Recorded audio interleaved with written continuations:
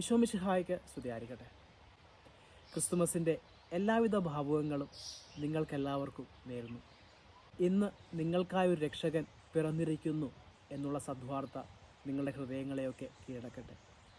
അതെ, നമുക്കെല്ലാവർക്കും രക്ഷ കൈവന്നിരുന്ന ആ ദിവസത്തിൻ്റെ ഓർമ്മയാണ് നമ്മളെല്ലാവരും ഇന്ന് ആഘോഷിക്കുന്നത്. ഈ ഒരു ദിവസം അല്പം സഹനങ്ങളെപ്പറ്റി കൂടെ ഒന്ന് ചിന്തിക്കാമെന്ന് കരുതുകയാണ്. മറ്റൊന്നുമല്ല, സഹനങ്ങളിൽ ആയിരിക്കുന്ന അവസ്ഥയിൽ നമുക്ക് എപ്രകാരം ക്രിസ്മസ് ആഘോഷിക്കാം എന്നുള്ള ഒരു ചിന്തയാണ്. തീർച്ചയായിട്ടും ക്രിസ്മസ് ആഘോഷങ്ങളുടെ ഒരു ദിവസമാണ്. ഈ എത്രയധികം ആഘോഷമാക്കാൻ കഴിയുമോ അപ്രകാരമൊക്കെ നമ്മൾ ഇത് ആഘോഷകരമാക്കുന്ന ഒരു ദിവസമാണ്. ഞങ്ങൾക്കിവിടെ മിഷൻ ഏരിയയിലായതുകൊണ്ട്, അരുണാചലിലായതുകൊണ്ട് ഇവിടെ ഞങ്ങൾക്ക് ഇടവകയിൽ കരോൾ പാട്ടുപാടി എല്ലാ വീടുകളിലും സന്ദർശിക്കുന്ന ഒരു രീതിയുണ്ട്. അപ്പോൾ ഈ കഴിഞ്ഞ ദിവസങ്ങളിലൊക്കെ ഓരോരോ മേഖല തിരിച്ച് വീടുകളൊക്കെ സന്ദർശിച്ചുകൊണ്ട് ഞങ്ങൾ കരോൾ പാട്ടുകളൊക്കെ പാടി നൃത്തമാടിയൊക്കെ ഈശോയുള്ള സ്നേഹം പ്രകടമാക്കുകയായിരുന്നു. മറ്റുള്ളവരുമായിട്ടൊക്കെ പങ്കുവെക്കുകയായിരുന്നു. വളരെ മനോഹരമായിട്ട് കടന്നുപോയ ഒരു 3-4 ദിവസമായിരുന്നു ഈ കഴിഞ്ഞ ദിവസങ്ങളൊക്കെ. ഒത്തിരി സന്തോഷം നൽകിയ ദിവസങ്ങൾ കൂടെയായിരുന്നു. കാരണം അവരുടെ ഓരോരോ വീടുകളിൽ പോയി പ്രാർത്ഥിക്കാനും അതോടൊപ്പം തന്നെ പാട്ടുകളൊക്കെ പാടാനും യൂത്തിൻ്റെ കൂടെയൊക്കെ നൃത്തം ചെയ്യാനുമൊക്കെ കിട്ടിയ ഒരു അവസരം വളരെ മനോഹരമായിട്ട് തന്നെ അത് കടന്നുപോയി. ഒരു ഭവനം സന്ദർശിച്ച അവസ്ഥയിൽ എനിക്ക് ഒത്തിരിയേറെ അടുപ്പമുള്ളൊരു കുടുംബമാണ്. സന്ദർശിച്ച അവസ്ഥയിൽ അവിടുത്തെ കുട്ടി, അവൾ 8ാം ക്ലാസ്സിൽ പഠിക്കുന്നതാണ്. ഒരു വർഷം മുമ്പ് അവൾക്ക് TB ബാധിക്കുകയും പിന്നീട് അത് കഴിഞ്ഞിട്ട് അതിൻ്റെ ട്രീറ്റ്മെൻറ്റൊക്കെ കഴിഞ്ഞ് ഇപ്പോൾ അവൾക്ക് രക്താർബുദത്തിൻ്റെ ഒരു അവസ്ഥയിലാണ് കഴിഞ്ഞു പോകുന്നത്. വീട്ടുകാർക്ക് എന്ത് ചെയ്യണമെന്നറിയാത്ത ഒരു സിറ്റുവേഷൻ. കാരണം അടുത്തൊന്നും ഇവിടെ ഒരു പൂർണ്ണമായിട്ടും തഴയപ്പെട്ട ഒരു സമൂഹമാണ്. അതുകൊണ്ട് തന്നെ ആശുപത്രികളോ അല്ലെങ്കിൽ ആ ഒരു സേവനങ്ങളോ ഒന്നും തന്നെ ലഭ്യമല്ലാത്ത ഒരു മേഖലയാണിത്. അതുകൊണ്ട് തന്നെ അവർക്ക് ആശുപത്രിയിൽ പോകാനോ പൂർണ്ണമായിട്ടും നല്ല രീതിയിലുള്ള ഒരു ട്രീറ്റ്മെൻറ്റ് എടുക്കാനോ ഒന്നും സാധിക്കാത്ത ഒരു സിറ്റുവേഷനിലാണ് കുട്ടി. വീട്ടിൽ തന്നെയാണ് കഴിയുന്നത്. വളരെയധികം വേദന അനുഭവിച്ചുകൊണ്ടാണ് ഇപ്പോൾ കഴിഞ്ഞു പോകുന്നത്. മനീഷ എന്ന് പറയുന്ന ഒരു കുട്ടിയാണ്. അവർക്ക് വേണ്ടിയിട്ട് പ്രത്യേകം ഇത് ക്രിസ്മസ് ദിവസം പ്രാർത്ഥിച്ചാൽ വലിയ കാര്യമായിരിക്കും. അപ്പോൾ എല്ലാ വീടുകളിലും പോകുമ്പോൾ ഓരോരോ ഗൃഹനാഥന്മാർ അവരുടെ വീട്ടിലെ ആവശ്യങ്ങൾ പറഞ്ഞ് ഇൻറ്റൻഷൻസ് പറയുന്നൊരു രീതിയുണ്ട്. എന്താണ് അവർക്ക് പ്രാർത്ഥനാ സഹായമെന്ന് പറയുന്ന രീതിയുണ്ട്. അപ്പോൾ ഈ വീട്ടിലെ അപ്പനാണെങ്കിൽ വളരെ വേദനയോടുകൂടെ പറയുകയാണ്, രണ്ട് വർഷത്തോളമായി ഒന്ന് ക്രിസ്മസ് നല്ല രീതിയിൽ ആഘോഷിച്ചിട്ട്. കാരണം ഈ കഴിഞ്ഞ ക്രിസ്മസുകൾ വന്നപ്പോഴൊക്കെ കുട്ടിക്ക് അസുഖമാണ്. അതുകൊണ്ട് തന്നെ അവളുടെ കൂടെ ഇരിക്കണം, അല്ലെങ്കിൽ അവളുമായിട്ട് ആശുപത്രിയിൽ പോകണം. ഒത്തിരി ദൂരം സഞ്ചരിച്ചാലേ ആശുപത്രിയിലൊക്കെ എത്തുകയുള്ളൂ. അപ്പോൾ അങ്ങനെയുള്ള കുറേയധികം പ്രശ്നങ്ങളിലൂടെ കടന്നു പോകുന്ന സാഹചര്യമാണ്. അതുകൊണ്ട് മനസ്സ് തുറന്നൊന്ന് സന്തോഷത്തോടു കൂടെ ക്രിസ്മസ് ആഘോഷിക്കാനോ അല്ലെങ്കിൽ ഇടവക്കാരോടൊപ്പം ഇരുന്ന് ഒന്ന് ക്രിസ്മസിൽ ഈ കരോളിലൊക്കെ പങ്കെടുക്കാനോ ഒന്നും സാധിച്ചിട്ട് 1-2 വർഷങ്ങളായി. ഒത്തിരി വേദനയോടുകൂടെ വിതുമ്പിക്കൊണ്ട് തന്നെയാണ് ആ ഗൃഹനാഥൻ അത് പറയുന്നത്.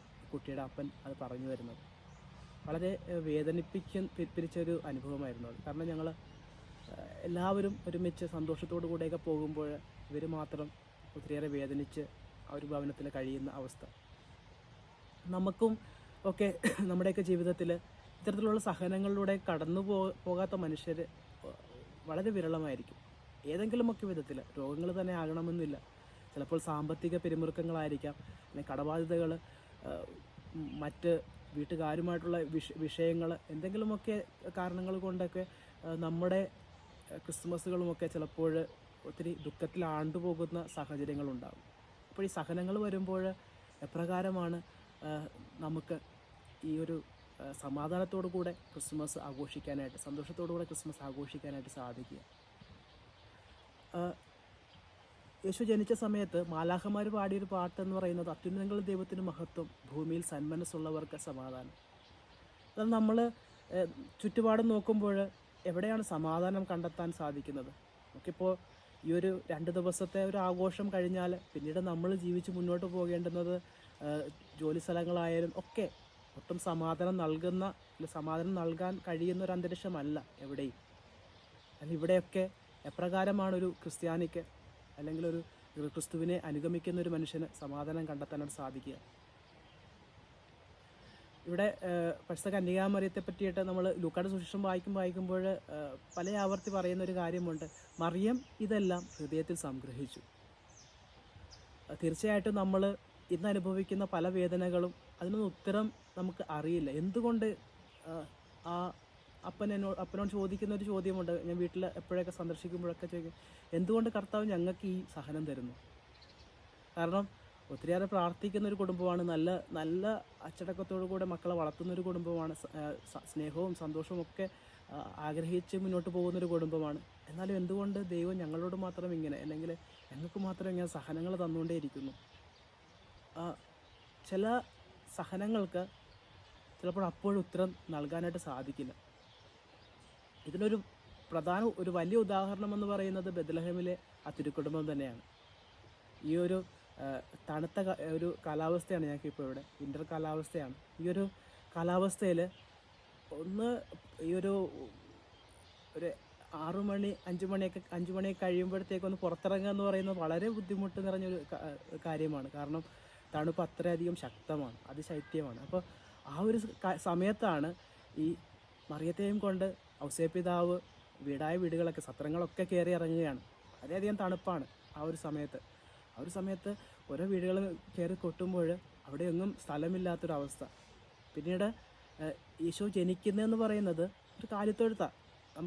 നമ്മളിപ്പോൾ പള്ളിക്കുള്ളിലൊക്കെ ആ ഒരു ക്രിബൊക്കെ കെട്ടി വെച്ചിട്ട് വളരെ മനോഹരമായിട്ടൊക്കെ ആ സമയത്ത് അവർ അനുഭവിച്ചൊരു വേദന ഉണ്ടാകും. കാരണം ഒട്ടും ഒരു ഗർഭിണിയായ സ്ത്രീക്ക് പ്രസവിക്കാനായിട്ട് ഒട്ടും നല്ലൊരു സ്ഥലമല്ല ഈ കാലിത്തൊഴുത്തെന്ന് പറയുന്നത്. ആ ഒരു ഗന്ധം വമിക്കുന്ന ആ ഒരു സ്ഥലത്താണ് മറിയം ഈശോയ്ക്ക് ജന്മം നൽകുന്നത്. അപ്പോഴങ്ങനെ ഒരു സഹനത്തിലൂടെ കടന്നു പോകുമ്പോഴും മറിയം അതിനെപ്പറ്റിയിട്ടൊന്നും പരാതി പറയുന്നില്ല. അല്ലെങ്കിൽ എന്തുകൊണ്ട് എനിക്ക് ഗബ്രിയേൽ മാലാഖ മറിയത്തോട് വന്ന് പറയുന്നത് കൃപ നിറഞ്ഞവളെ സുസ്തി എന്ന് പറഞ്ഞിട്ടാണ് അഭിവാദനം ചെയ്യുന്നത്. ഏറ്റവും ബെസ്റ്റ് എന്നാണ് പറയുന്നത് പരിശുദ്ധ കന്യാമറിയത്തെ പറ്റിയിട്ട്. അപ്പം ഏറ്റവും ബെസ്റ്റായ ഈ സ്ത്രീ ഇത്തരം സഹനങ്ങളിലൂടെ കടന്നു പോവുകയാണ്, വളരെയധികം വേദനകളിലൂടെ കടന്നു പോവുകയാണ്. അവിടെയും തീരുന്നില്ല. ജനിച്ചതിന് ശേഷം അവർ ഈജിപ്തിലേക്ക് പലായനം ചെയ്യപ്പെടേണ്ടുന്നൊരു സാഹചര്യം. ഒരു പൂർണ്ണമായിട്ടും ഒരു വിജാതീയനായിട്ട് മാറുന്ന ഒരു സാഹചര്യത്തിലേക്ക് വരികയാണ്. ആർക്കും അറിയാത്ത ഒരു വ്യക്തികളായിട്ട് അവർ ഈജിപ്തിൽ കഴിയേണ്ടി വരുന്ന സാഹചര്യങ്ങളൊക്കെ. ഇതൊക്കെ ഇവരെ സംബന്ധിച്ചിടത്തോളം വളരെ സഹനങ്ങൾ നിറഞ്ഞൊരു കാലഘട്ടമാണ്. എന്നാൽ മറിയത്തെപ്പറ്റി അപ്പോഴും പറയുന്നൊരു കാര്യമുണ്ട്, മറിയം ഇതെല്ലാം ഹൃദയത്തിൽ സംഗ്രഹിച്ചു. നമുക്ക് ഇപ്പോൾ നൽകപ്പെടുന്ന സഹനങ്ങൾ, അല്ലെങ്കിൽ ഇപ്പോൾ നമുക്ക് ലഭിക്കുന്ന സഹനങ്ങൾ എന്താണെന്ന് ഉള്ളൊരു ബോധ്യം നമുക്ക് ചിലപ്പോൾ ഇപ്പോൾ ലഭിച്ചില്ല എന്ന് വരാം. എന്നാൽ കാലാന്തരത്തിൽ പിന്നീട് ഒരു അവസ്ഥയിൽ നമ്മൾ ഈ ഒരു സഹനങ്ങളെ പറ്റിയിട്ടൊക്കെ ചിന്തിച്ച് തുടങ്ങുമ്പോൾ, നമ്മൾ സഹനങ്ങളെയൊക്കെ നോക്കിക്കാണുമ്പോൾ ദൈവത്തിൻ്റെ വലിയ കരുതലുകൾ ചിലപ്പോൾ കാണാനായിട്ട് നമുക്ക് സാധിക്കും. എന്തുകൊണ്ട് എനിക്ക് അന്ന് അപ്രകാരം സംഭവിച്ചു, എൻ്റെ ജീവിതത്തിൽ എന്തുകൊണ്ട് അപ്രകാരമൊക്കെ ആ ഒരു അവസ്ഥയിലൂടെ കടന്നു പോകേണ്ടി വന്നു എന്നൊക്കെ നമ്മൾ ചിന്തിക്കുമ്പോൾ അത് വലിയൊരു അനുഗ്രഹത്തിൻ്റെ തലങ്ങളൊക്കെ നമുക്ക് കാണാനായിട്ട് സാധിക്കും. അതുകൊണ്ട് തന്നെയാണ് ഇന്ന് നമ്മൾ ഓരോ വ്യക്തികളും ഈ ക്രിസ്മസ് ആഘോഷിക്കുമ്പോൾ ആ ഒരു വലിയ അനുഗ്രഹത്തെ പറ്റിയിട്ട് തന്നെയാണ് നമ്മൾ ചിന്തിക്കുന്നത്. ദൈവം എപ്രകാരം തൻ്റെ പുത്രനെ നമുക്ക് വേണ്ടി നൽകി, ആ പുത്രൻ ഈ ഭൂമിയിലേക്ക് കടന്നു വന്നപ്പോൾ എപ്രകാരമൊക്കെ ഈ ഒരു സാഹചര്യങ്ങളിലേക്ക് കടന്നുപോയി, ആ തിരുക്കുടുംബം എപ്രകാരം ഈ ഒരു സാഹചര്യങ്ങളിലൂടെ കടന്നുപോയി എന്നൊക്കെ ഒരു ചിന്ത നമുക്ക് വരുമ്പോൾ നമ്മൾ തലമുറകളായിട്ട് നമ്മൾ ഈ ദൈവത്തെ ആരാധിക്കുക. ഈ ഒരു കാരണം കൊണ്ട് ആ തിരുക്കുടുംബത്തിൻ്റെ സഹനങ്ങൾ നമുക്ക് ഇന്നൊരു വലിയ അനുഗ്രഹമാണ്. ഓരോ വ്യക്തികളെ സംബന്ധിച്ചിടത്തോളം വലിയ അനുഗ്രഹങ്ങളാണ് ലഭിക്കുന്നത്. അപ്രകാരം നമ്മളുടെ സഹനങ്ങൾ മറ്റുള്ളവർക്ക് ചിലപ്പോൾ അനുഗ്രഹങ്ങളായിട്ട് മാറിയേക്കാം. അല്ലെങ്കിൽ നമ്മൾ ഇന്ന് കടന്നു പോകുന്ന ഈ ഓരോരോ സഹനങ്ങളും പിന്നീട് വരുന്ന ഒരു തലമുറയ്ക്ക്, അല്ലെങ്കിൽ നമ്മുടെ പിന്നാലെ വരുന്ന ഒരു തലമുറയ്ക്ക് അതൊരു അനുഗ്രഹമായിട്ട് മാറിയേക്കാം. അപ്പോൾ നമ്മുടെ സഹനങ്ങളെപ്പറ്റി പിറുപിറുക്കാതെ വേദനകളുണ്ടാകുമ്പോൾ ദൈവത്തോട് പ്രാർത്ഥിക്കുക. അതോടൊപ്പം ഒരു പ്രത്യാശ നമ്മുടെ ഹൃദയത്തിൽ കരുതി വെക്കുക. ഇന്നല്ലെങ്കിൽ നാളെ ഈ വരുന്ന സഹനങ്ങളൊക്കെ എനിക്കോ അല്ലെങ്കിൽ എന്നോടൊപ്പമായിരിക്കുന്നവർക്കോ അല്ലെങ്കിൽ മറ്റു പലർക്കോ അതൊരു വലിയ അനുഗ്രഹമായിട്ട് മാറണം. ആ ഒരു പ്രത്യാശ നമ്മുടെയൊക്കെ ജീവിതത്തിൽ നമുക്ക് രൂപപ്പെടുത്തിയെടുക്കാം. അതായിരിക്കണം ഈ ക്രിസ്മസിൻ്റെ ഏറ്റവും വലിയ ഒരു തീരുമാനമെന്ന് പറയുന്നത്. ഒരിക്കലും നമുക്ക് സഹനങ്ങളുണ്ടാകുമ്പോൾ നമ്മളെ തന്നെ പിറുപിറുക്കി എന്തുകൊണ്ട് ദൈവം എനിക്ക് ഇത് തരുന്നു എന്നുള്ളൊരു ബോധ്യത്തിലേക്ക് എത്തിച്ചേരാതിരിക്കാനും ഒക്കെ പരിശ്രമിക്കുക. ഏതെങ്കിലുമൊക്കെ വിധത്തിൽ നമ്മുടെ ഓരോരോ സഹനങ്ങളും ദൈവം അനുഗ്രഹമായിട്ട് മാറ്റും. എല്ലാം അനുഗ്രഹമായിട്ടും നന്മയായിട്ടും മാറ്റുന്ന ഒരു രക്ഷകൻ്റെ തിരുനാളാണ് നമ്മളിന്ന് ആഘോഷിക്കുന്നത്. ആ ഒരു ബോധ്യത്തിൽ നമുക്കായിരിക്കാം.